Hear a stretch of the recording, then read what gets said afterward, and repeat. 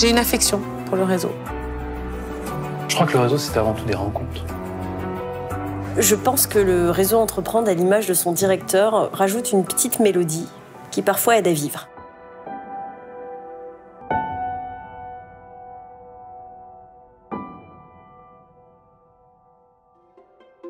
Ce qui est assez fou, c'est qu'on n'est que des bénévoles, que des entrepreneurs. Des gens qui pensent que l'entrepreneuriat, c'est autre chose que juste un statut, que c'est un mode de vie, c'est un mode d'émancipation, c'est un véhicule de rencontres, etc. Mais en fait, c'est quand même assez puissant, je me rends compte. Qu'est-ce que tu lui trouves à ce réseau? Alors, il y a une première tarte à la crème, c'est la bienveillance.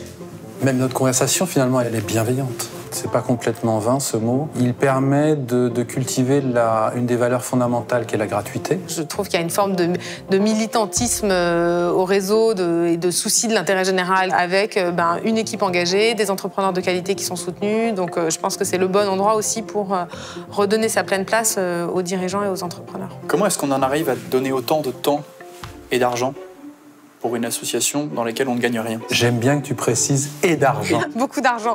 Ce réseau me coûte une blinde. On se fait piéger dans cette histoire quand même, hein. On ne se rend pas compte au départ. T'as l'impression que les lauréats te remercient suffisamment? Est-ce qu'ils se rendent compte de ce que tu fais pour eux? Non, je pense pas. Je pense que la plupart des entrepreneurs n'ont pas conscience et ne voient pas la richesse de ce que le réseau peut leur apporter et les moyens qui y sont mis. Moi, ce que j'ai vraiment vécu en tant qu'entrepreneur, c'est que tu comprends la richesse du réseau quand tu fais déjà le pari, sans savoir ce que ça va t'apporter, de t'y impliquer, de venir au club, d'être régulier avec ton accompagnateur, de venir aux événements, etc. On n'est pas là pour chercher la reconnaissance. Ce qu'on veut juste, c'est accomplir la mission, que les entreprises se développent, que les entrepreneurs s'épanouissent dans leur entreprise et que ça crée des emplois. La reconnaissance, entre guillemets, je m'en tape. Non, je suis pas sûre qu'ils s'en rendent compte, mais je suis pas sûre que ce soit leur rôle de s'en rendre compte. Ils passeront à l'âge adulte, ils deviendront membres, puis ils deviendront parents, administrateurs, peut-être grands-parents en devenant président. Donc je fais un gros appel du pied là. La dernière fois, tu m'as parlé d'entrepreneurs conscients, exigeants, humanistes et performants. Alors, je comprends que ce soit la raison d'être du réseau, mais t'as pas l'impression que c'est trop pour toi? Mais je pense que c'est pour ça que le réseau existe. C'est que on est un peu exigeant, conscient d'être exigeant, assez humaniste dans cette approche de l'exigeant. Et en même temps, on cherche à être performant. Je pense qu'elle est très bien, cette raison d'être. Et je pense qu'elle est exigeante et qu'après, elle laisse aussi la liberté de l'entrepreneur s'exprimer. Il y en a qui prendront un tropisme plus performant, d'autres plus humanistes, d'autres plus conscients, et qu'en fait, c'est l'alchimie de tous ces entrepreneurs qui fonctionne bien.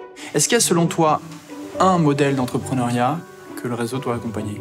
Je suis très contente qu'au réseau Entreprendre, on ait des entrepreneurs start-up qui veulent aller très vite ou scale-up avec des superbes licornes incroyables parce qu'elles montent l'économie française, elles montent un chemin. Je suis très contente qu'on ait des entreprises plus petites, plus lentes, qui ne cherchent pas à grandir trop vite et qui cherchent à prendre du plaisir. Je suis très contente qu'on ait des pionniers de l'entreprise à mission ou à impact. Je ne suis pas sûre qu'on ait beaucoup célébré les entreprises à mission. Moi, je pense que, peut-être pas suffisamment assez rapidement, mais qu'on va avoir un train, un wagon d'entrepreneurs qui sont engagés, qui sont des sociétés à mission ou des entreprises à impact, peu importe comment on les appelle, qui vont être mis de plus en plus sur le devant de la scène parce qu'on va voir en fait que ces modèles ils sont plus attractifs pour les équipes, plus résilients par rapport aux crises économiques qui ne sont pas prêtes de s'arrêter et qui sont contributifs à nos grands enjeux.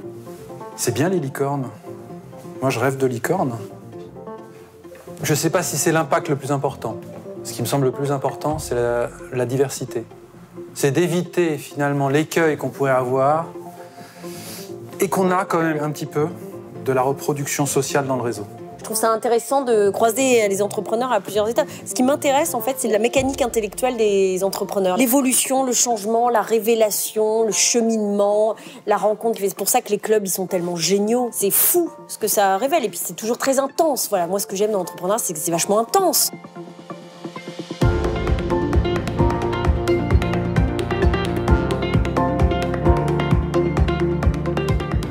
Moi, je suis toujours à 100% concentrée dans les CA du réseau.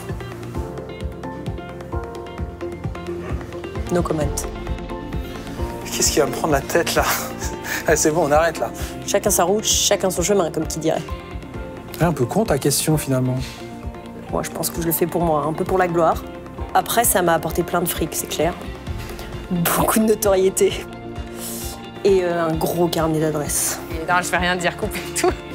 Je vais pas m'engager là-dedans. Voilà, c'est tout. Merci beaucoup.